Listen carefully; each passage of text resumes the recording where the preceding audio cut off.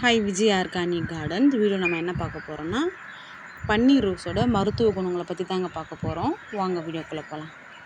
இங்கே பாருங்கள், இந்த பன்னீர் ரோஸ் எவ்வளோ சூப்பராக இருக்குது பாருங்கள், ரொம்ப அழகாக இருக்குங்க. இந்த பன்னீர் ரோஸை நம்ம தினமும் எடுத்துக்கிறதுனால நம்ம உடம்பு ரொம்ப ஆரோக்கியமாக இருக்குங்க. இந்த பன்னீர் ரோஸில் பார்த்திங்கன்னா விட்டமின் சி அதிகமாக இருக்குங்க. இது நம்ம தினமும் எடுக்கிறதுனால நோய் எதிர்ப்பு சக்தி நம்மளுக்கு அதிகமாக கிடைக்குங்க.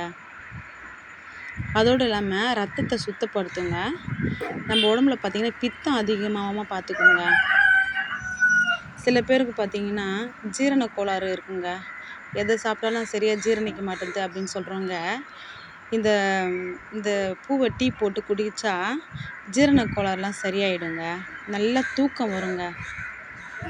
சரியாக தூக்கமே வரல அப்படின்னு சொல்கிறவங்க இது தினமும் எடுக்கிறப்ப நல்லா தூக்கம் வருங்க.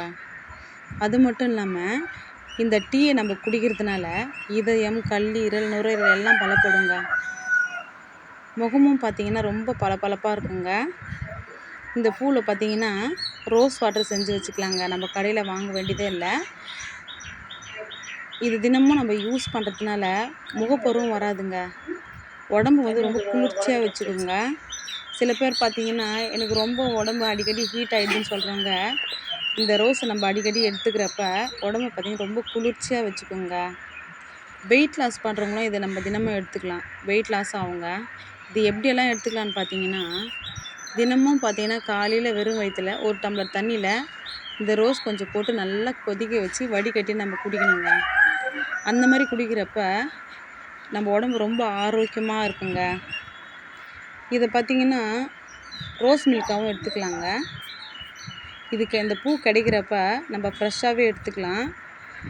நிறைய கிடைக்கிறப்ப என்ன பண்ணலான்னா நம்ம காய வச்சு எடுத்து வச்சுக்கலாங்க. அந்த மாதிரி எடுத்து வச்சு நம்ம தினமும் யூஸ் பண்ணிக்கலாங்க. நீங்களும் இந்த மாதிரி ட்ரை பண்ணி பாருங்கள். ரொம்ப ஆரோக்கியமானதுங்க.